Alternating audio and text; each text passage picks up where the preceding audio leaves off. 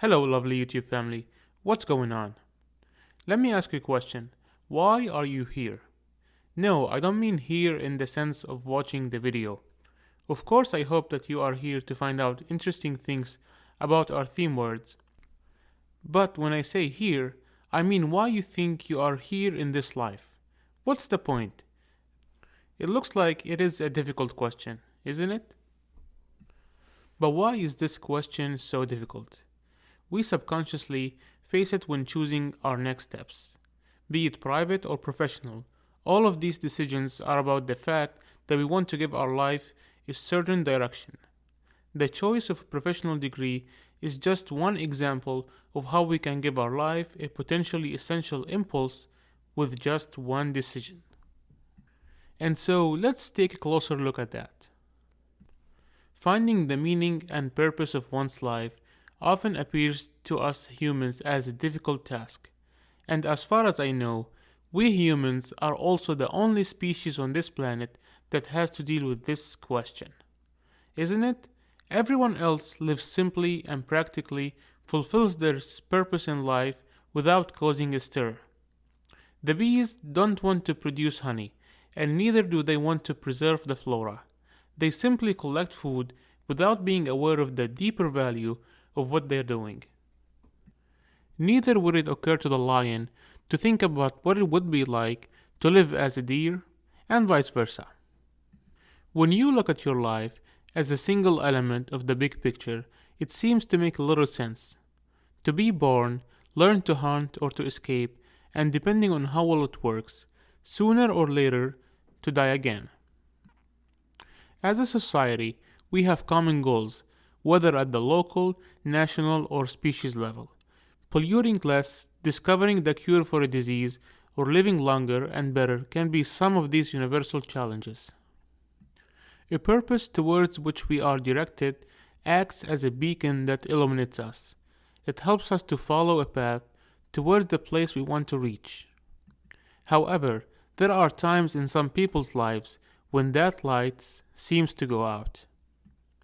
And surely you have met a family member or a friend who has told you that they don't find meaning in their life. Perhaps by watching this video, you can remember a time when you also thought the same thing. And so I'm here to defend the importance of life goals. I call these goals life purposes. So let's see what they consist of and how they affect us. Having purpose gives meaning to life. When we talk about finding meaning in life, it does not have to be a matter for philosophers. It's not necessary to unravel the mysteries of the universe for you to be successful. For example, there are people who have taken on a mission and this brings meaning to their life. By missions, we understand achievable, verifiable, and voluntary goals. It is not about inventing something new every single day. There are free choices and they can be changed over time, but as long as the person has met the objectives, they will give meaning to their lives. But don't get confused. Having a life purpose is not the same as having found the meaning of life. To understand it easily, let's take a deeper dive. When we talk about the purpose of life, they are clear goals and objectives that can be measured or verified. For example, becoming a lawyer is an achievable life purpose. The person who has this purpose must study law at a university and then practice law. But when we talk about the meaning of life, it is a subjective perception about the importance that a person gives to what he does. For example, if a lawyer finds the profession to which he has dedicated many years boring, his life will lose meaning in the professional sphere. A positive aspect is that the purpose can be changed to make life have meaning as the person wishes. For example, in the case mentioned earlier, the lawyer might find travel very satisfying. This will allow you to enrich your existence knowing places, in addition to providing motivations for the next vacation. The fuller we have our closet of motivations, the more meaning our life will have. And moving on, finding meaning in life protects your health. It's for sure that when you are planning an activity that you like, you will find yourself in a better mood. The same is true for life purposes. To choose a good general objective that guides your day to day, you must choose it well. The mission. To choose it, you must take into account some questions. For example, it has to be something that you like to do. You also have to have the ability to carry it out. Another important aspect is that this mission should make you feel useful. In short, you must choose a goal that you like, that you can do, and that works for something. The vision. It is the image of you in the future. It should satisfy you to imagine yourself like this, developing your mission project with new skills and abilities. It can be useful whether you have reached the goal or are still at it. The important thing is that this vision of your future is comforting. Values. For your mission to offer a good future image of you, it must be carried out while respecting your values. Those principles that you use in your relationship with others, in your work, and in your activities. If you betray those values, you will be betraying yourself. That won't make you feel good, even if you achieve your goals.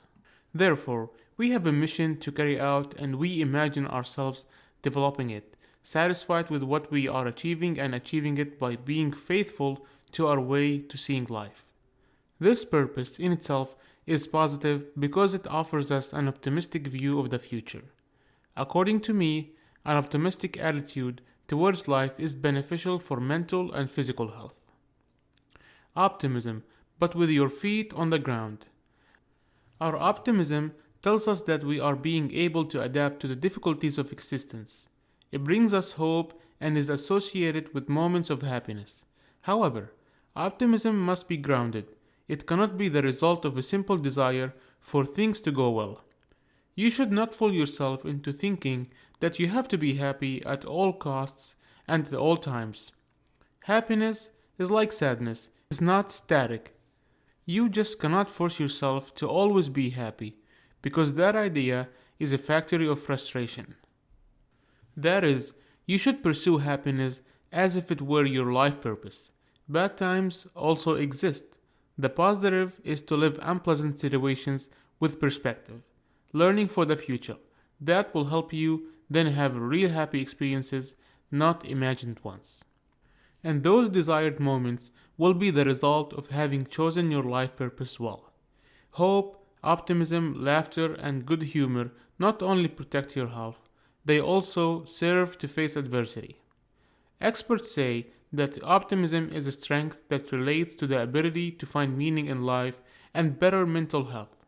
You will be able to live longer, and above all, you will live better than if you go from failure to failure. So I would say, choose well with what purposes you want to fill your future so that your life has its full meaning. What if I don't live my purpose in life? But first of all, an example from the microcosm of our own body. What would happen if your liver suddenly decided that detoxing is just a real shit job and now it would like to be responsible for breathing too? An absurd idea, isn't it? Or if the eyes decided that they had seen enough now and they wanted to work in the background and take over digestion, the spleen would like to collect the visual impressions for everyone. Thank God our organs work according to their purpose, because that is the basis for the big picture and an analogy that can be applied to our lives. Everyone has a task, a purpose in life that only he or she can fulfill in his or her own life. If this is blocked by this person, or if it's not fulfilled for whatever reason, the whole is missing. Nobody else can do that. We could possibly have made this world a peaceful, inspiring place a long time ago if more people followed their passion and found and lived their purpose. So, what is stopping you from living your passion? Oftentimes, the answer to this question is simple. That is, I have no idea what my passion actually is. But even if you have a clue about it, or maybe even sure what it might be, that doesn't mean that you will follow it. Maybe I can't make a living from it. What if it goes wrong? I might have to quit my current job. Then who will pay the rent for me? What will others think of me? What if I am fought or laughed at for it? I'm sure you will think of a few more concerns when you think about it. Personally, I believe that we need to develop a certain trust, a feeling of being guided by whoever or whatever. If there is an overriding sense and purpose for our actions and our lives, then many things will fall into place. Then, through our doing, our deliberation and hesitation, we can at most block it. I don't mean to claim that there are no limits to our possibilities or that everything is possible for everyone. I'm also not sure if there is one thing for everyone. Rather, it's probably our job to make our talents, skills, and abilities available to a worthwhile task, or in other words, to find a worthwhile use for it. What about the losers? What was their purpose in life? A legitimate objection that I do not want to hide here is that for every word changer, there was at least one competitor who also tried to assert itself in the same area. India, for example, was liberated because of the peaceful resistance of the people around Gandhi. But not only, there were also many accompanying armed resistance actions, just as Martin Luther King not only initiated equality, but also the radical Malcolm X contributed to it. Edison was not the only one to work on the development of the light bulb. Some even doubt that he was the first at all. In any case, there were other inventors working on it, or physical theories, just like Albert Einstein. What about the losers who expressed all their skills, abilities, and talents but were unsuccessful? At least not in the sense of fame and money. Your role in the big picture can also be a thankless one. Well, on a personal level, these people may have been absorbed in what they did and found fulfillment in their work.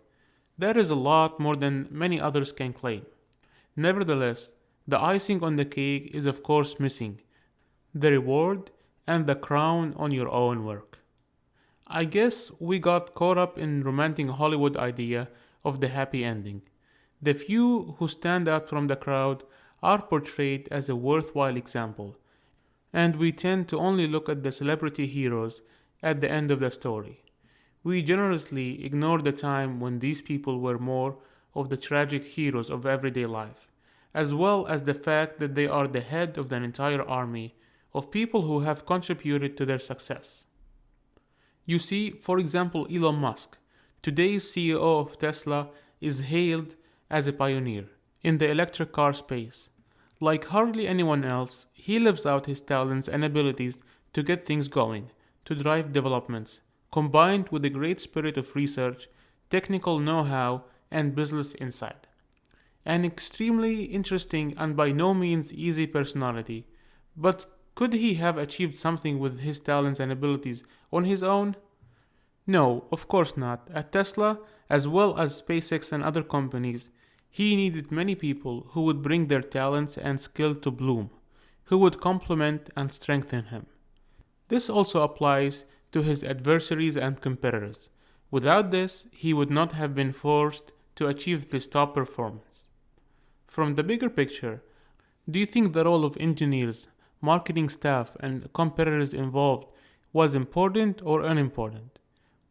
When we talk about purpose and vocation, we almost inevitably think of people like Albert Einstein, the Wright brothers, Henry Ford, Bill Gates, Steve Jobs, Goethe, Schiller, Picasso, Leonardo da Vinci, and whoever else. But in fact, it can mean making people's lives easier in an old people's home and helping them to spend their old age with dignity. It can mean touching children and preparing them for life.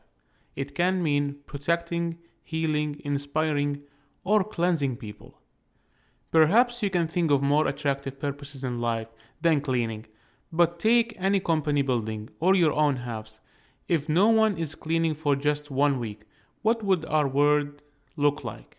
Or what would it look like without the work of the garbage collector or the street cleaner? What would we live on without the work of farmers? What would be left of our prosperity and standard of living without electricity? I'll end the list of examples at this point, but you can think of enough roles that need to be filled so that we can live the way we'd like to. Living your own vocation, your own purpose in life, that does not necessarily mean that you will go down in the history books with it, and that 100 years after your death, you will still be sung praises. Or it can be just the best way you can do the tasks life gives you. Perhaps this one task for which you are intended. Who knows? Do not shun this responsibility, in your own personal interest, but also in the interest of the bigger picture.